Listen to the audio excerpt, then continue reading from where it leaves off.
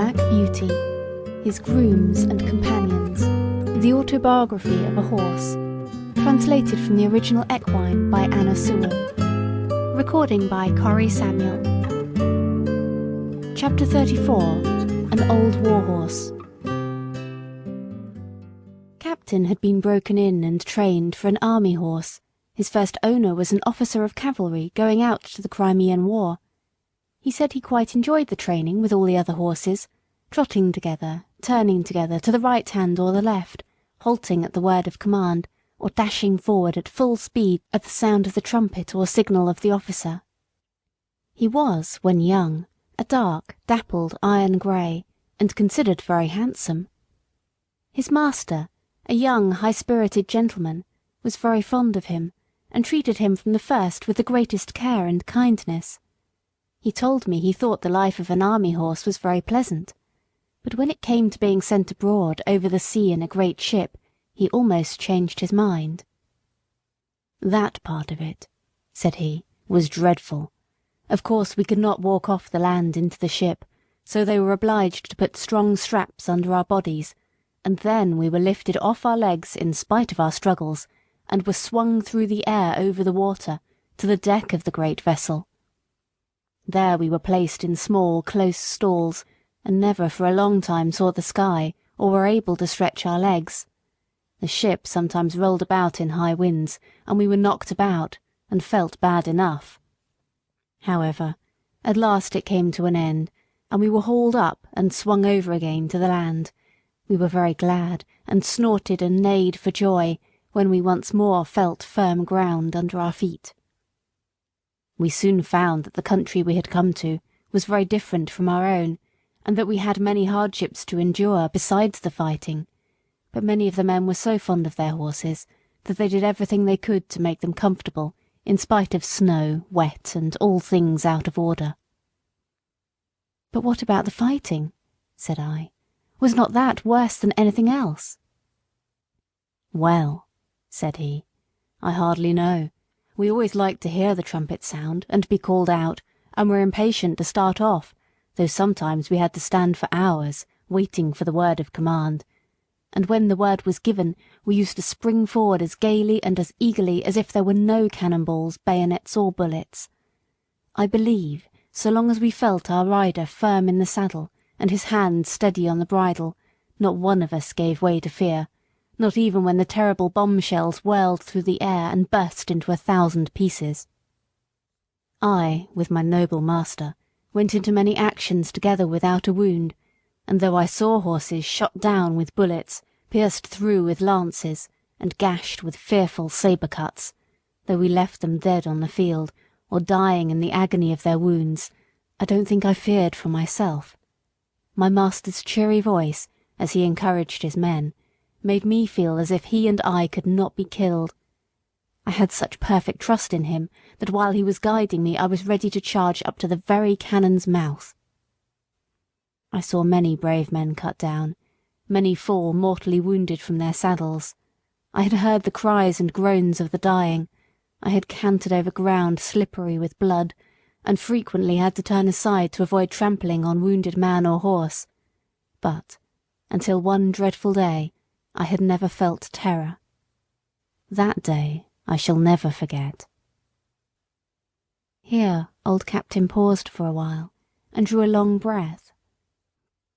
I waited, and he went on. It was one autumn morning, and as usual, an hour before daybreak, our cavalry had turned out, ready caparisoned for the day's work, whether it might be fighting or waiting. The men stood by their horses waiting, ready for orders. As the light increased, there seemed to be some excitement among the officers, and before the day was well begun, we heard the firing of the enemy's guns. Then one of the officers rode up and gave the word for the men to mount, and in a second every man was in his saddle, and every horse stood expecting the touch of the rein or the pressure of his rider's heels, all animated, all eager, but still we had been trained so well that, except by the champing of our bits and the restive tossing of our heads from time to time, it could not be said that we stirred. My dear master and I were at the head of the line, and as all sat motionless and watchful, he took a little stray lock of my mane, which had turned over on the wrong side, laid it over on the right, and smoothed it down with his hand. Then patting my neck, he said, "We shall have a day of it to-day, Bayard, my beauty, but we'll do our duty as we have done." He stroked my neck that morning more, I think, than he had ever done before, quietly on and on, as if he were thinking of something else. I loved to feel his hand on my neck, and arched my crest proudly and happily.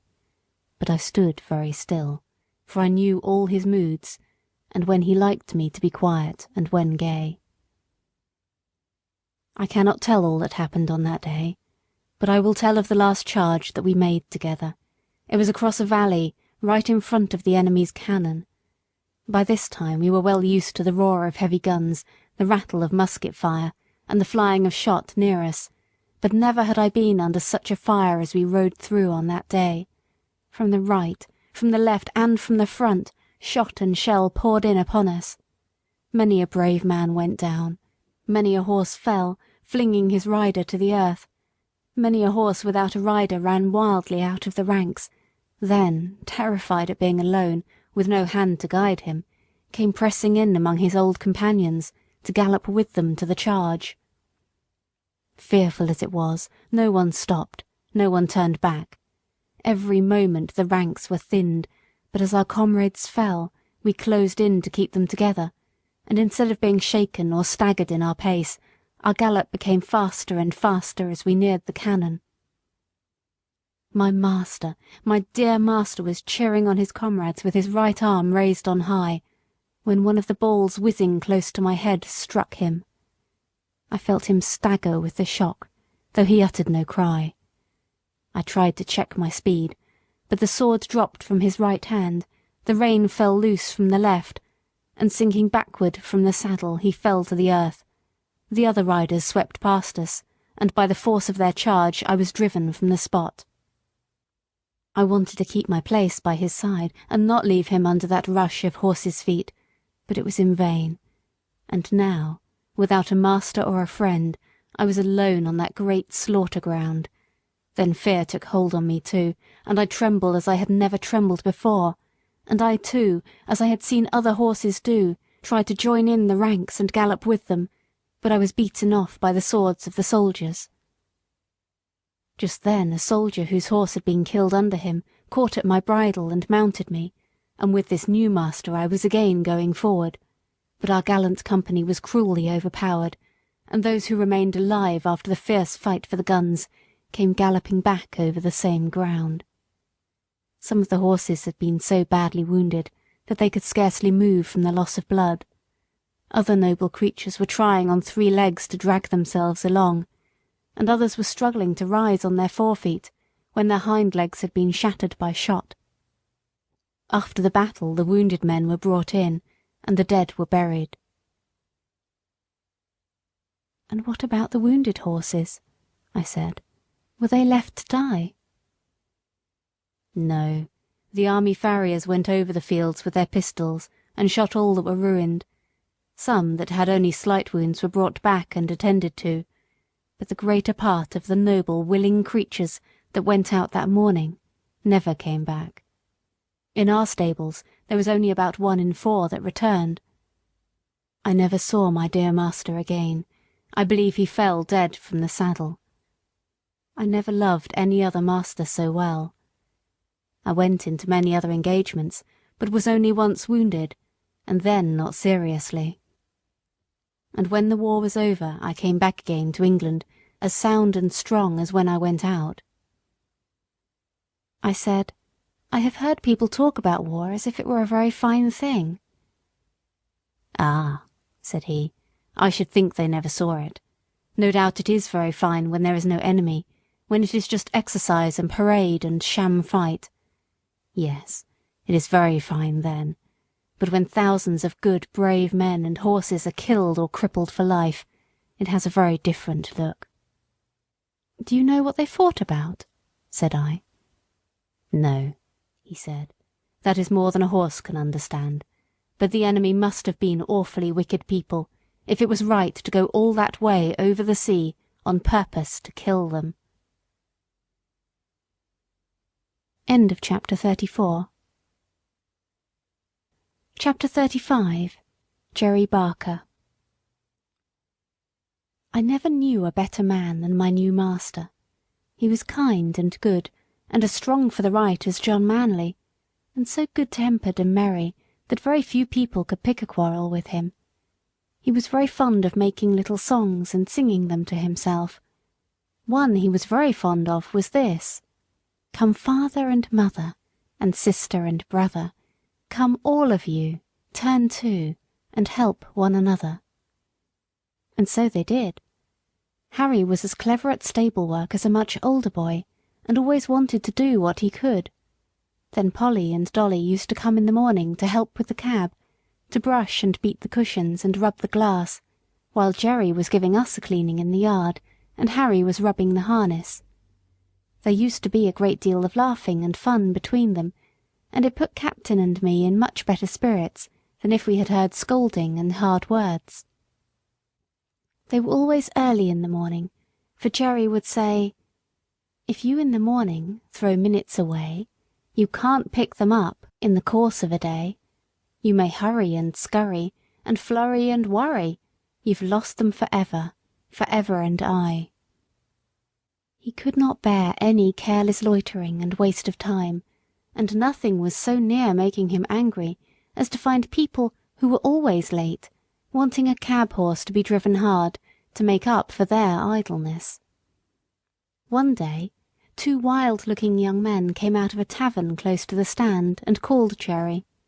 "Here, cabby, look sharp, we are rather late. Put on the steam, will you, and take us to the Victoria in time for the 1 o'clock train. You shall have a shilling extra." "I will take you at the regular pace, gentlemen. Shillings don't pay for putting on the steam like that." Larry's cab was standing next to ours. He flung open the door and said, "I'm your man, gentlemen. Take my cab, my horse will get you there all right."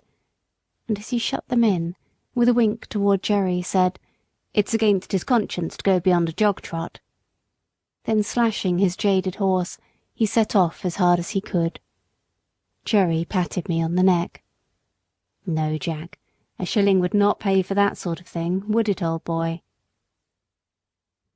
Although Jerry was determinedly set against hard driving to please careless people, he always went a good fair pace, and was not against putting on the steam, as he said, if only he knew why. I well remember one morning, as we were on the stand waiting for a fare, that a young man, carrying a heavy portmanteau, trod on a piece of orange peel which lay on the pavement, and fell down with great force. Jerry was the first to run and lift him up. He seemed much stunned, and as they led him into a shop he walked as if he were in great pain. Jerry, of course, came back to the stand, but in about 10 minutes one of the shopmen called him, so he drew up to the pavement. "Can you take me to the South Eastern Railway?" said the young man. "This unlucky fall has made me late, I fear, but it is of great importance that I should not lose the 12 o'clock train. I should be most thankful if you could get me there in time, and will gladly pay you an extra fare."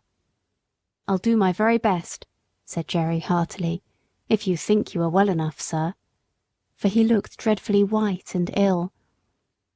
"I must go," he said earnestly. "Please to open the door, and let us lose no time." The next minute Jerry was on the box, with a cheery chirrup to me and a twitch of the rein that I well understood. "Now then, Jack, my boy," said he, "spin along, we'll show them how we can get over the ground, if we only know why." It is always difficult to drive fast in the city in the middle of the day, when the streets are full of traffic, but we did what could be done, and when a good driver and a good horse, who understand each other, are of one mind, it is wonderful what they can do.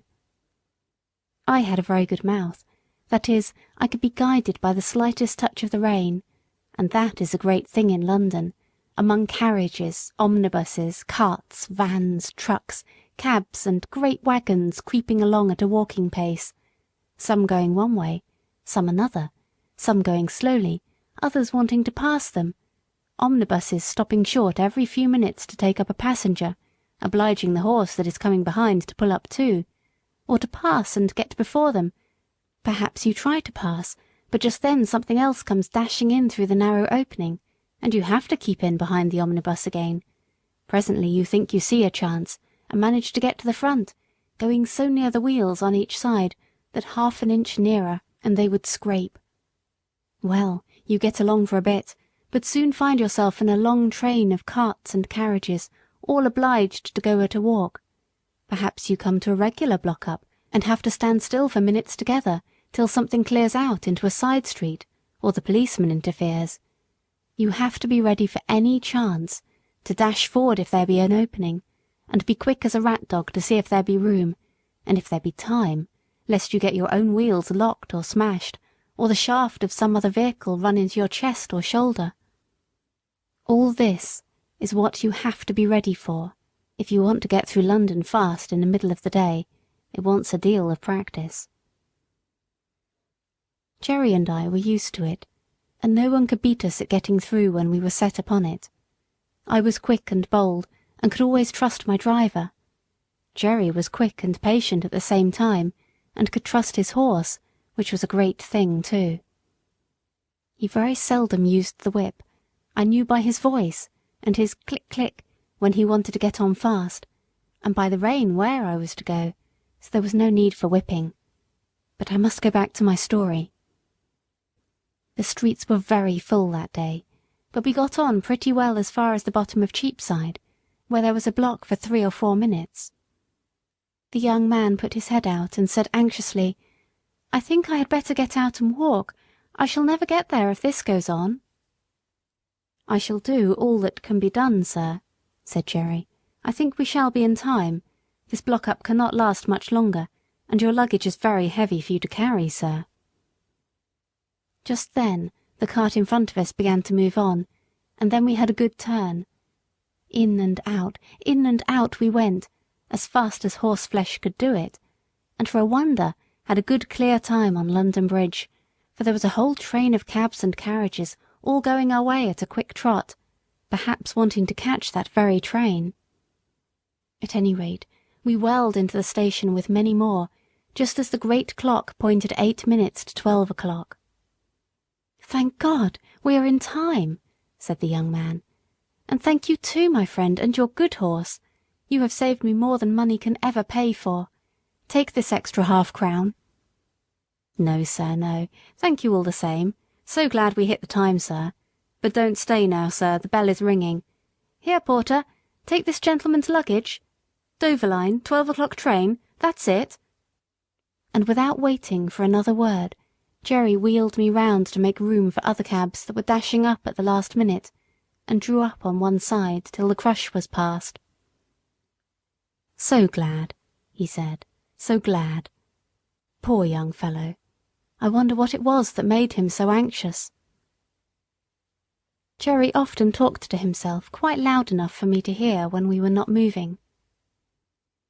On Jerry's return to the rank, there was a good deal of laughing and chaffing at him for driving hard to the train for an extra fare, as they said, all against his principles, and they wanted to know how much he had pocketed.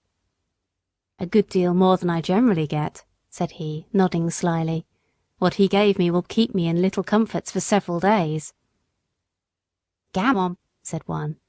"He's a humbug," said another, preaching to us and then doing the same himself. "Look here, mates," said Jerry. "The gentleman offered me half-a-crown extra, but I didn't take it. 'Twas quite pay enough for me to see how glad he was to catch that train, and if Jack and I choose to have a quick run now and then to please ourselves, that's our business and not yours."